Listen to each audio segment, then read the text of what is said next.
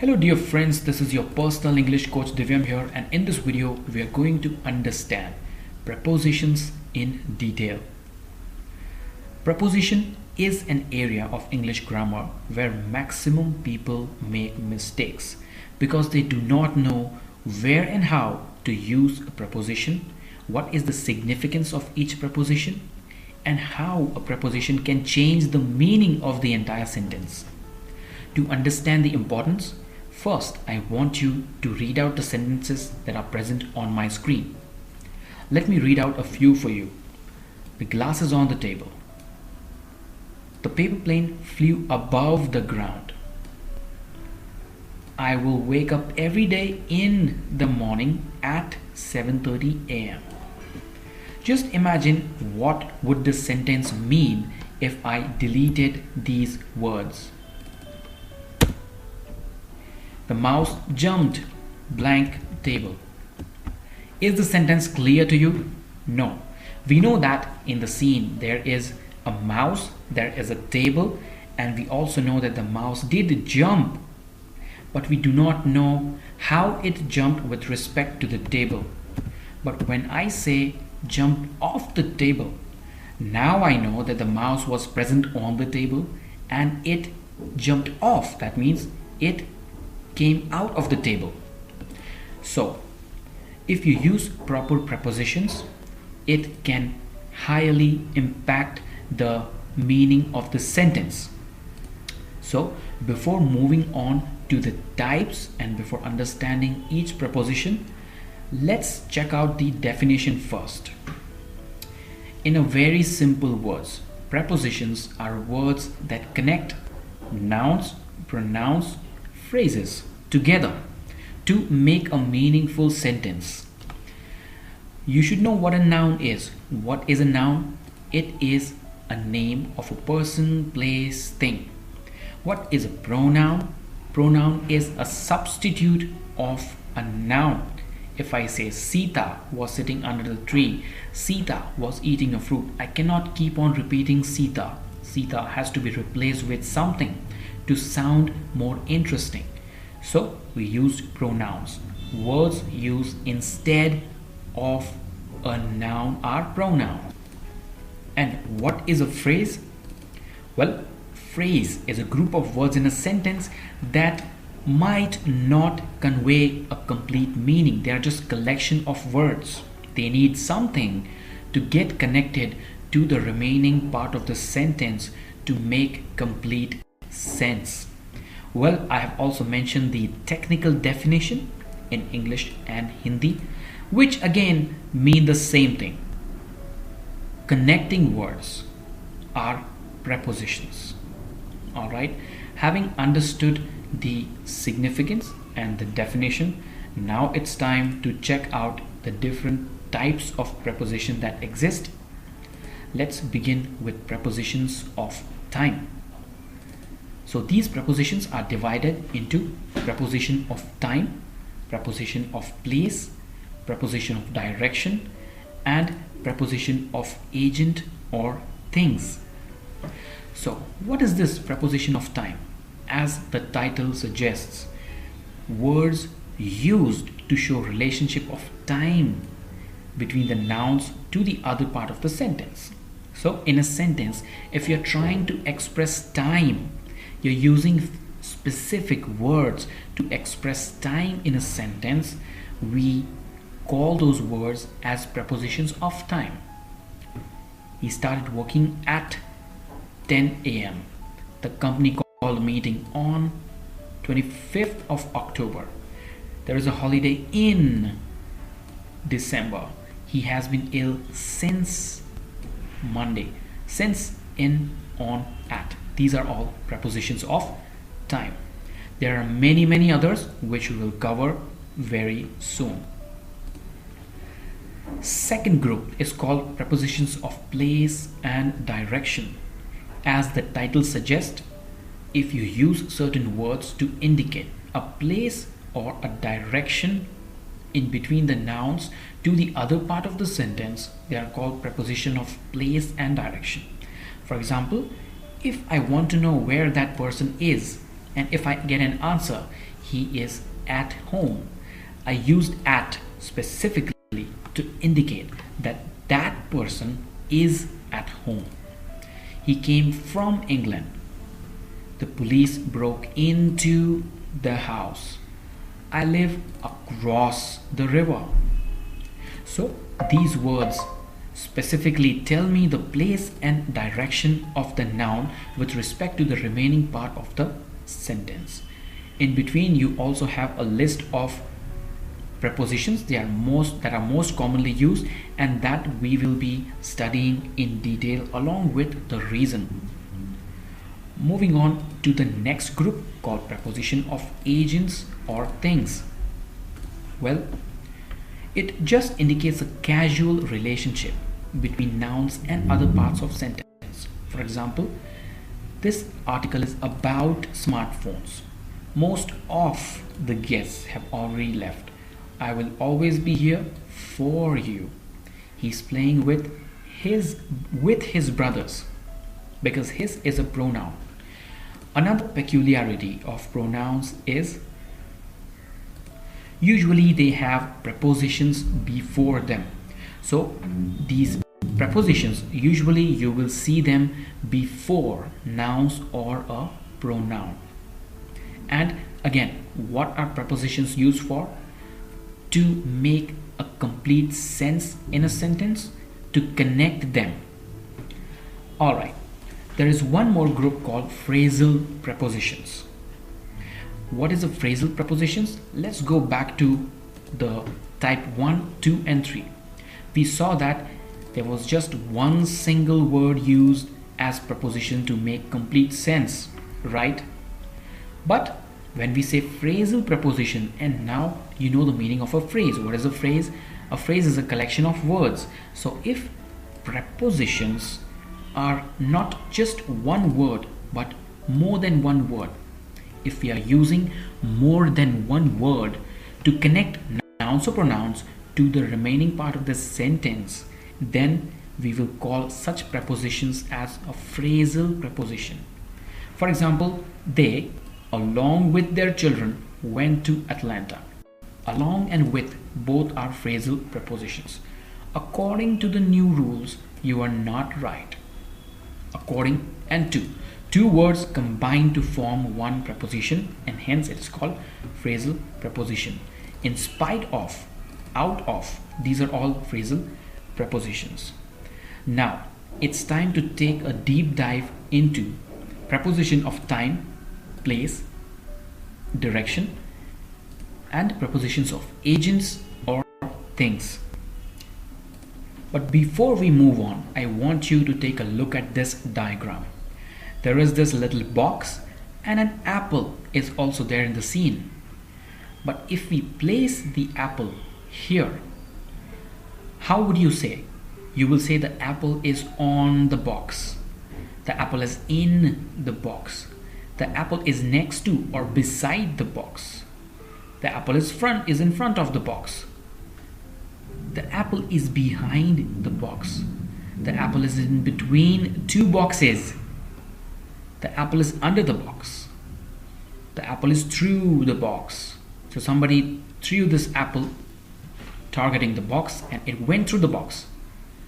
There are apples around one box. So what are these words on, in, next to? These are all prepositions. And just imagine what would happen if I used incorrect words to indicate the position of apple. It will create a havoc. It will create misinterpretations and misunderstanding. And therefore, you should understand prepositions very well. Alright, let's check out the prepositions of time first. On my screen, you can see preposition of time and its explanation. When should you use these prepositions is mentioned in the second column. So let's go over each preposition of time. Again, what is preposition of time? If the word is used to indicate time between the noun and the other parts of sentence, it is called preposition of time. So first and very common is on. If you want to express days or weekends, you use on. For example, many shops don't open on Sundays. What did you do on the weekend? Second one is in. In is used usually to describe months, seasons, or year. Morning, evening, afternoon, which is the phases of the day, and certain period of time. For example, if I'm referring to months, season, or year, I will say, I visited Italy in July, in spring, in 1994. In the evening, I like to relax. This is the first cigarette I ever had in 3 years. Moving on to the next one, it is at. Usually at is used for night, to refer weekend, and to use to show exact or particular time. So I can say it gets cold at night. When did you come at the weekend? There's a meeting at 2:30 this afternoon. Or we can say there's a meeting at the lunchtime. Moving on, since. Since is used to indicate from a particular time in the past until a later time, or until right now, until the present moment. So we can say England have not won the World Cup in football since 1966. For is used to show an amount of time. So for example, I can say I'm just going to bed for an hour or so, and then I will wake up. Ago is used to indicate something which was back in the past, or back in the time from the present. I can say the dinosaurs died about 65 million years ago. Before. Before is used at or during a time earlier than. For example, I can say she always wakes up before dawn. To. To is used when saying the time to mean before the stated hour. So I can say it's 20 to 6, which means it is 6:20. Past is telling the time, obviously. 5 past 10, for example. To, until a particular time, marking the end of a period of time. It's only 2 weeks to Christmas, which means Christmas will come after 2 weeks. From, used to show the time when something starts. This is very common and you must have been aware already. So as an example, I can say the museum is open from 9:30 to 6, Tuesday to Sunday. So the museum is open from which time to which time? 9:30 to 6. Till or until, up to the start time. So as an example, I can say we waited till 6:30 for you and still you did not show up. We waited until 6:30 for you. By is no later than, at or before. So I can say she had promised to be back by 5 o'clock. I'm assuming in your examination, if you're asked a question on preposition, it will be amongst these only. Now, having learned the usage of preposition of time, it's time for us to check out the prepositions of place and time. The first and very common is in. In is used to indicate inside, which means if I want to say that there's a TV and it is being watched, I can say I watch TV in the living room.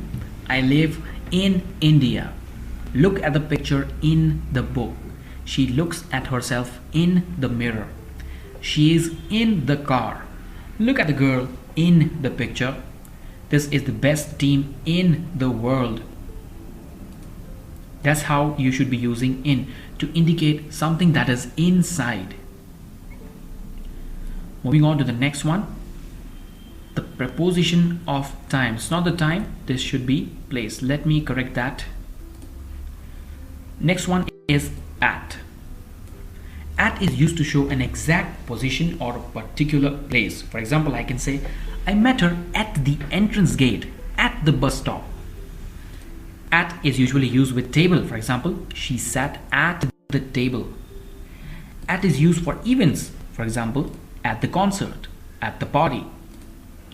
At is used for a place where you are to do something typical. Maybe you'll watch a movie with your friends or study for work or something.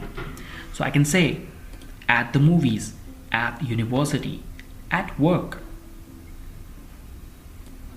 The next one is on. On has many uses. The first one is to indicate something that is attached. So how will we use it? I can say, look at the picture on the wall.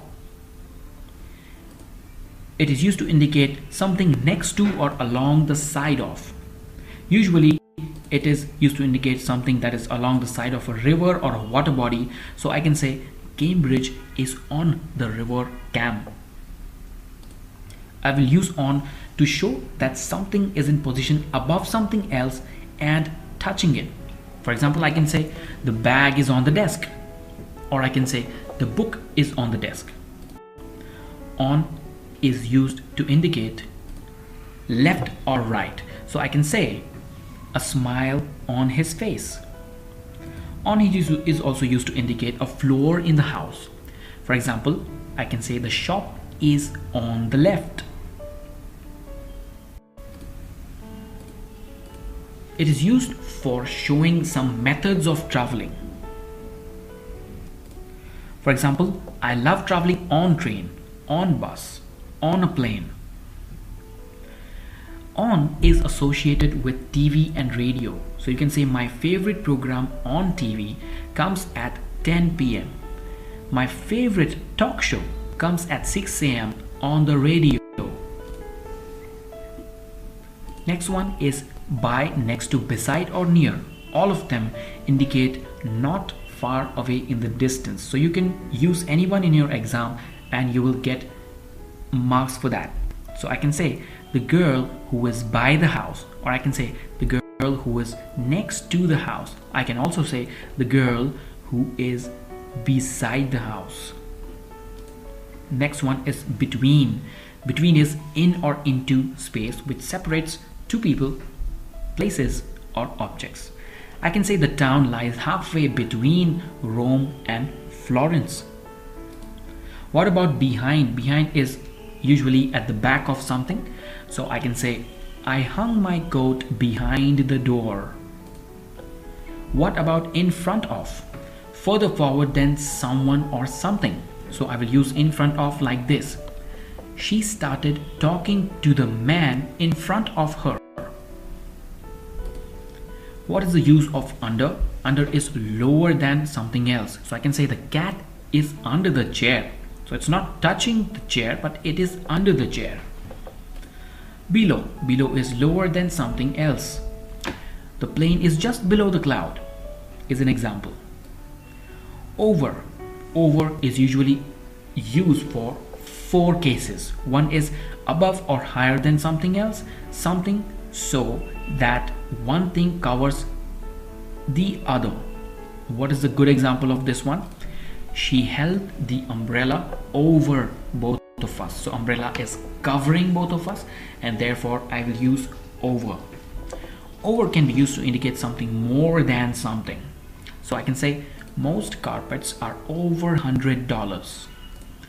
Over is used to indicate something across from one side to the other. So if I want to say that I crossed the bridge, I can say I walked over the bridge. If we are trying to overcome an obstacle, I can use over. For example, she jumped over the gate. Above, higher than something else but not directly over it. A path above the lake. It doesn't mean that the path is on the lake. It means above, not directly over, but just beside it. What about across? Across means from one side to the other of something with clear limits getting to the other side. So if I want to say that a girl crossed the field or a road, I can say she walked across the field or road. He sailed across the Atlantic Ocean. Through. Through is used to indicate from one side or side of something to other. So if we have just passed through a forest, a dense forest, I can say they walked slowly through the woods, or I walked slowly through the woods. To has two uses. One is in the direction of, which means we went to Prague last year, we went to England last year. And to is also used if you are going to sleep. You can say I go to bed at 10. Into is used to indicate something towards the inside or middle of something and about to be contained, surrounded, or enclosed by it. So if we are entering a garden, then we will ask our friends, shall we go into the garden? Towards used to indicate the direction of or closer to something or someone. She stood up and walked towards him, which means she is nearing that boy. Moving on to the next word, that is on to. That is used to show movement into or on a particular place. So if I'm walking on a platform and if I slipped, then the sentence I will make is I slipped as I stepped onto the platform. What about from? From is used to show the place where someone or something starts. What time does the flight from Amsterdam arrive? So I used from to indicate the place where someone or something starts. Did you observe something here? From was also used in the preposition of time, to use to show time when something starts. So you see, one preposition can also be placed in 2 or 3 different types depending on the usage.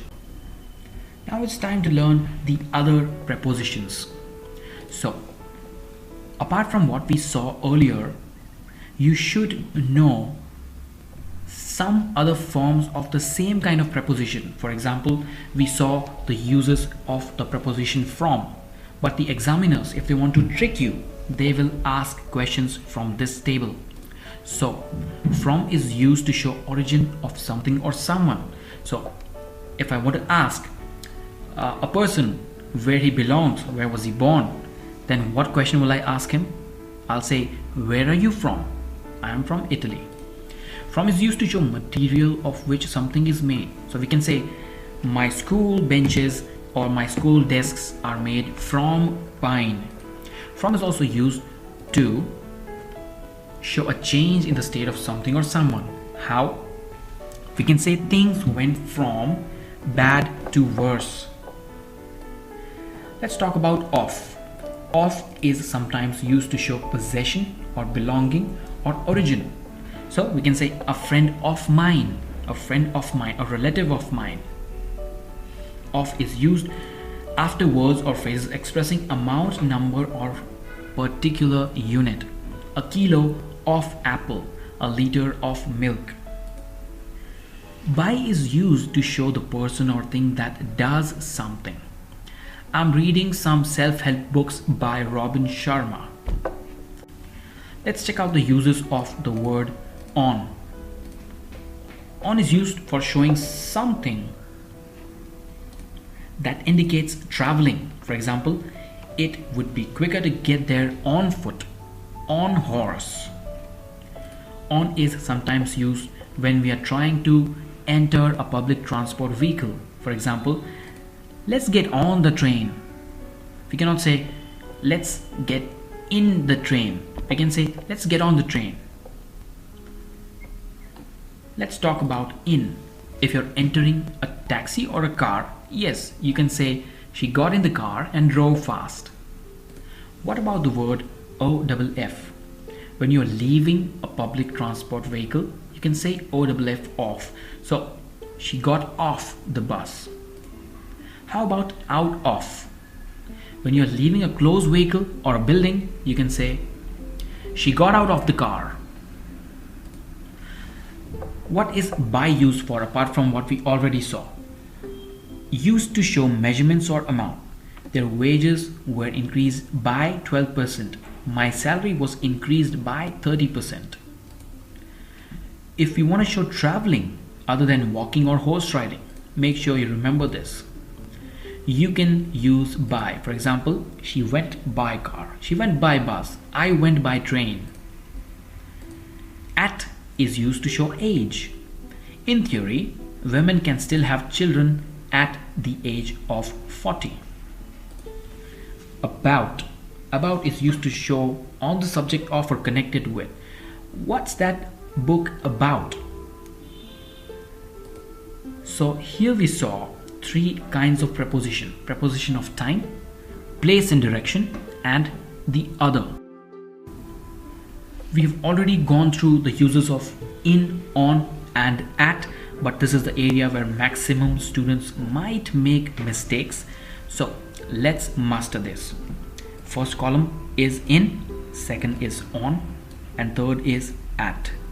Okay, when should you use in? If you're talking about months, in Jan, in April, in March, you use in.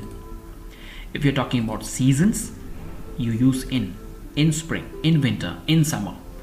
If you're talking about years, you use in. Centuries, you use in. Times of the day or phases of the day, in the morning, in the evening. Longer periods of the time, you can say in the past, in the 1990s, in the holidays. Alright, that was about in. What about on? Days of the week, on Monday, on Tuesday. We cannot say in Monday. That is an incorrect preposition use. Days plus the parts of days. On Tuesday afternoon, on Saturday morning, on Sunday night. We cannot say in Sunday night. That's wrong. Dates. On November 22. Special days. On my birthday. On New Year's Eve. So, days of the week, days plus sub parts of the day. Dates, special days. That was about on. Now we'll see the uses of at. When you speak about time, usually you use at 7:30, at 5 o'clock. When you refer to festivals, as we already saw in the previous documents, you use at Christmas, at Easter. There are exceptions as well. Night, for referring the night, you always use at. For referring the weekend, you always use at. So in the exams, they might ask you question from the exception part.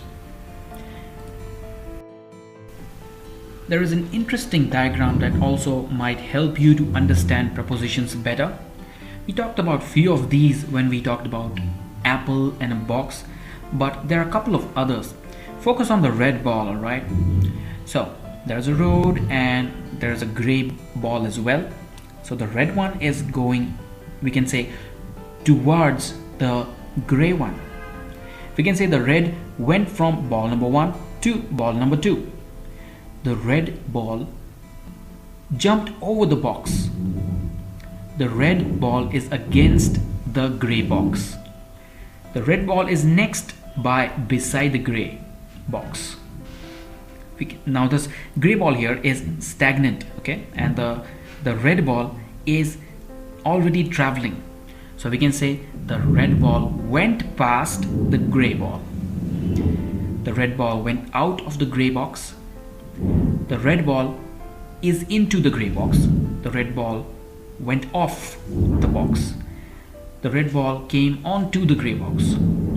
The red balls are placed opposite to each other. The red ball is coming down, is going up, is going across, is going along, is in front of, is behind, is in between the two, is amongst the many gray balls, is through the box, is around the black ball, is above the box, is below the box, is inside, is on the box, is at the gate or at the entrance. Remember the rules? Recall the rules.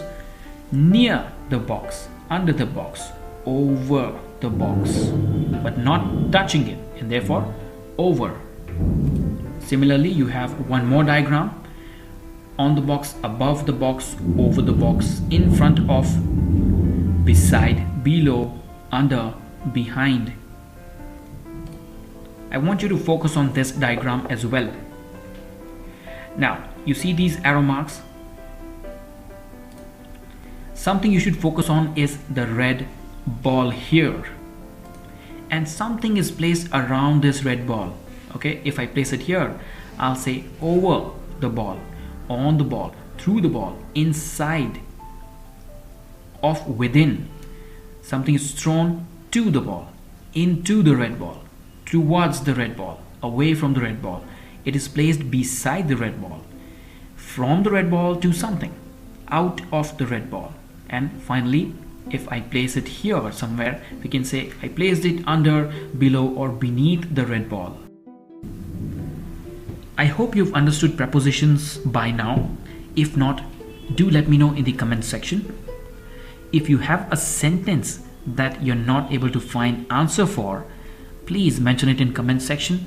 Ask all your doubts here and we will address each of them. I thank you and I hope you have a wonderful day.